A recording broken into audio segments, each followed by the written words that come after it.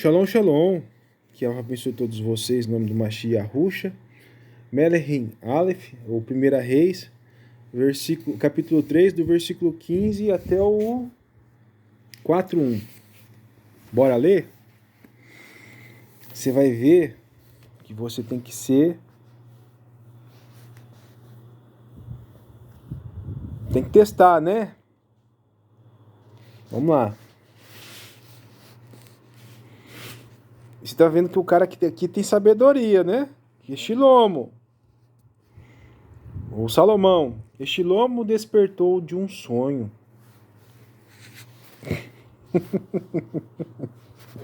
O que é sonho mesmo? Profecia, né? E olha só o que está escrito nesse sonho aqui, ó.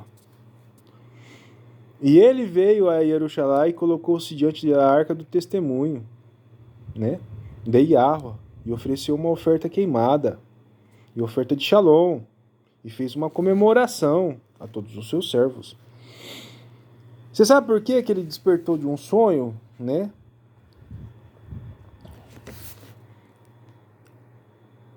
O Criador deu para ele, ele pediu sabedoria para o Criador, né? E o Criador, para reinar sobre o povo de Israel, porque esse era o povo mais kadosh do mundo.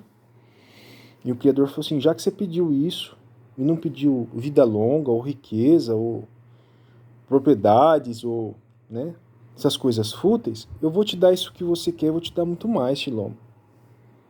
Né? Porque seu pedido foi muito bom. Né? Você quer ser um rei justo no povo que reina sobre Israel. Eu vou te dar tudo isso que você pediu e muito mais, Shilom. Né? E foi no quê? Num sonho.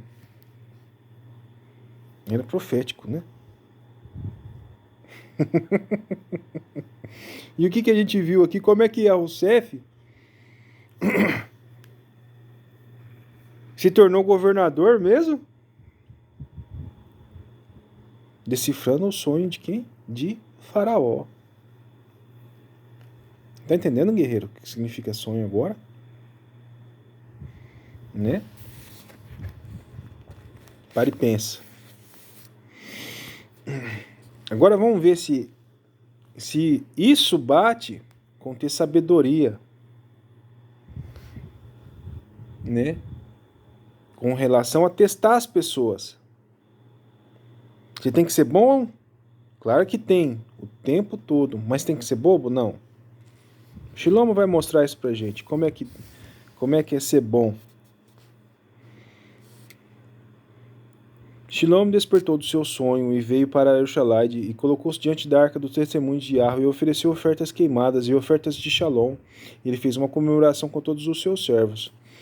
E vieram duas mulheres que eram prostitutas ao rei e se colocaram diante dele. Tinha prostituta em Israel na época de Shilomo?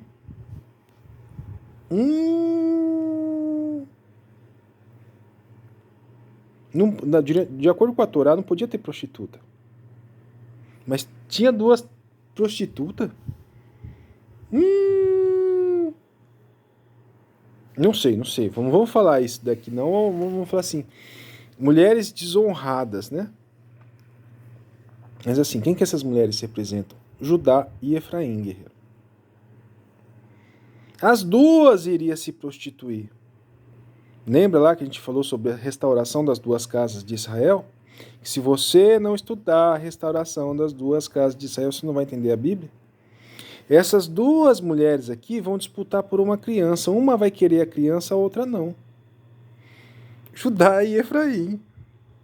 Lembra lá no madeiro lá? Um aceitou o Messias e outro não? Quem que representa? Judá e Efraim. E você ainda não dando bola com relação à restauração das duas casas de Israel. É mole? Se você não entender isso, meu irmão, você não vai entender a Bíblia. Desculpa falar. Mas você está perdendo tempo lendo ela todo dia. Tá?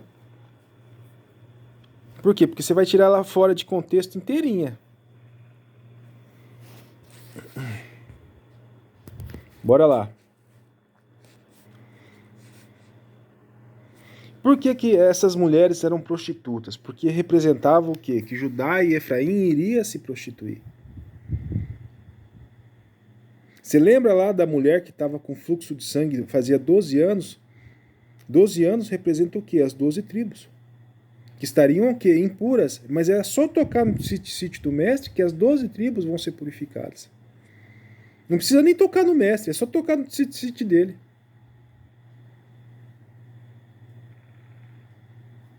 Aquela mulher representa as 12 tribos. Porque a mulher é Israel.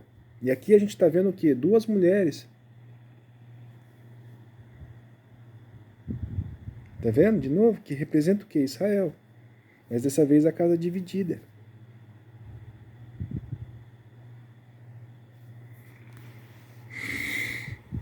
Ezequiel 37, depois do Vale dos Ossos, né? O Jeremias 31, do capítulo 31 ao 34. Tem tantas passagens que falam com relação à restauração das duas casas de Israel. O profeta Oséias é inteirinho a restauração das duas casas de Israel. Vamos continuar lendo? Então vieram duas prostitutas, né? Duas mulheres que eram prostitutas ao rei e se colocaram diante dele. Israel não podia ter prostituta, mas por que essas mulheres estavam aqui? Esse rei aqui ia colocar esse povo na linha. E a mulher disse: ó, meu amo, esta mulher e eu moramos na mesma casa, e eu concebi um filho, estando com ela na casa. E veio a se passar que no terceiro dia...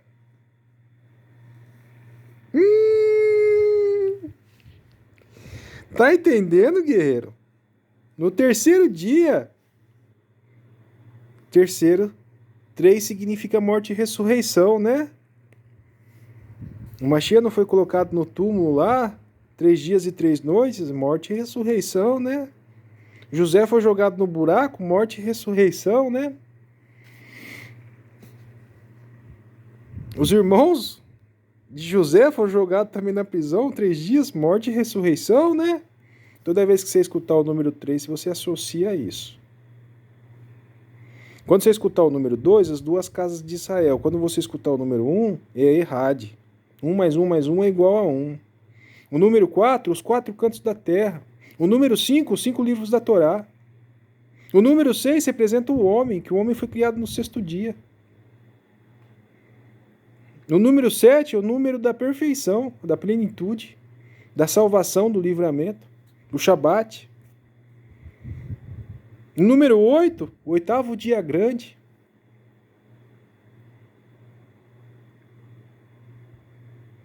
Tá entendendo, guerreiro? O número 9 tem um significado também, que eu esqueci, mas qual que é? O número 10 representa as 10 tribos. O 11 também tem um significado, mas eu também não lembro. Vou lembrar. O número 12, as 12 tribos de Israel. É.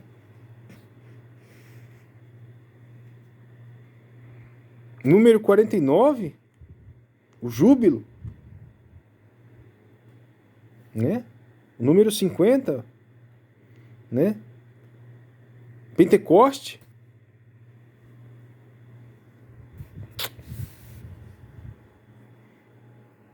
O número de Efraim, o número dos peixes de Num, né? Os filhos de Num. Número 50. O peixinho.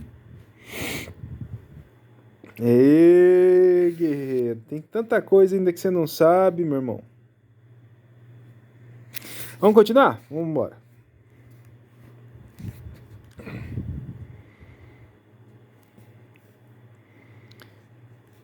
Estando com ela na casa, veio a se passar que no terceiro dia depois que eu dei a luz, então a mulher deu a luz também.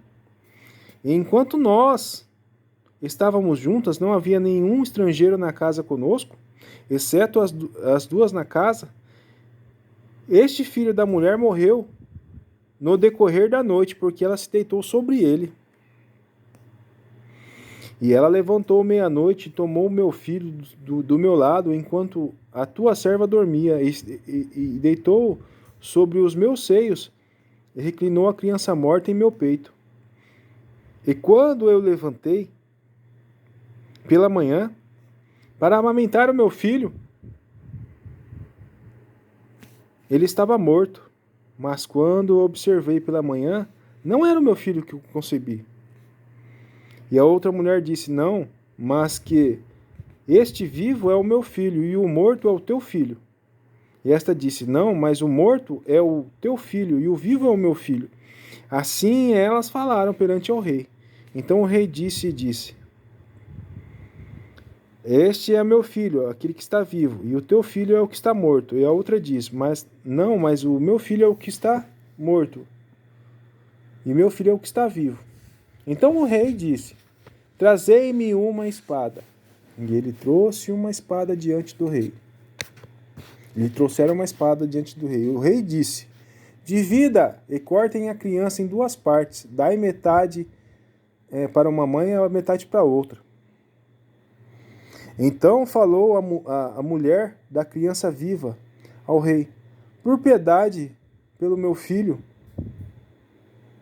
Ela disse: ó meu amo, eu darei a criança viva, não a mates de forma alguma.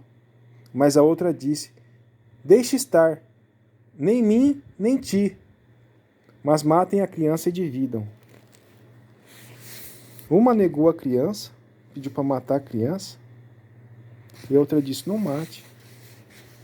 Você lembra lá quando Pedro disse que não queria que o Machia morresse? Ele falou assim: para trás de mim, Satã. O povo de Israel que seguia o Machia não queria que ele morresse. Mas ele tinha que morrer para cumprir o propósito, né? Mas os judeus já queriam matar ele, né? Uma mulher aqui quer que mate a criança, a outra fala que não quer que mate. Tá entendendo? Uma negou a criança, ou Machia, e a outra que queria o Machia vivo. Quem que essa criança representa e quem que a mulher representa? A criança representa o próprio Machia, né? E a mulher representa quem? Israel. Israel dividido, as duas tribos, as duas mulheres prostitutas. Você tem que aprender a decodificar as escrituras, mas para isso você tem que estudar com o israelita. Esse é o jeito de você estudar. Entende? Então o rei respondeu e disse: dai para ela a criança viva, de nenhum modo a mateis, ela é sua mãe. E toda Israel, e qual Israel, ouviu o juízo que o rei proclamou, e eles temeram o rei. Temor e tremor, porque viu nele sabedoria.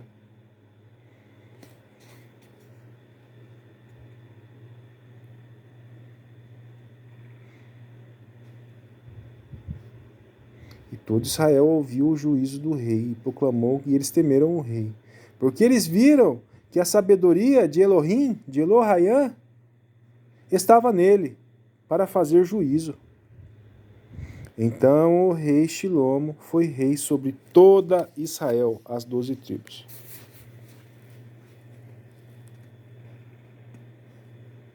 Ele reinou sobre as 12 tribos, mas depois esse cabeçudo vai lá e comete pecado, né? E aí, é para você ser bobo?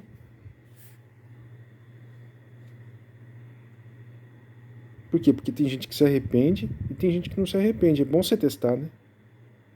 Aqui tá falando que vai ter gente que vai entrar no seu caminho, que vai se arrepender, outras não. É que nem no caso de Esaú. Esaú não se arrependia de jeito nenhum, mas os filhos de Jacó se arrependeram. Essa que é a diferença. Crê, meu irmão, no Criador e no Machia, e saber os mandamentos, até o Hassatã sabe. Né?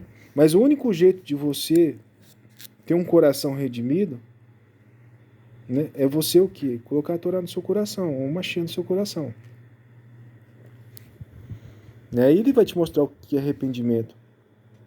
Você entende?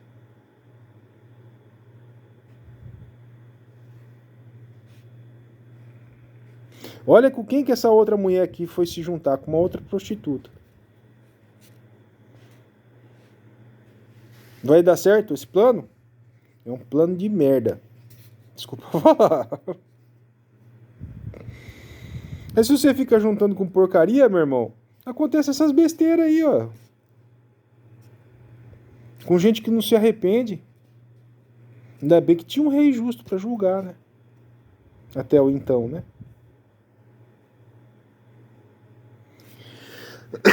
É pra você confundir bondade com ingenuidade? Não. Shilomo era ingênuo? Não. Ele era bobo? Não. Ele era o quê? Sábio, não é? Agora a gente vai para o Novo Testamento.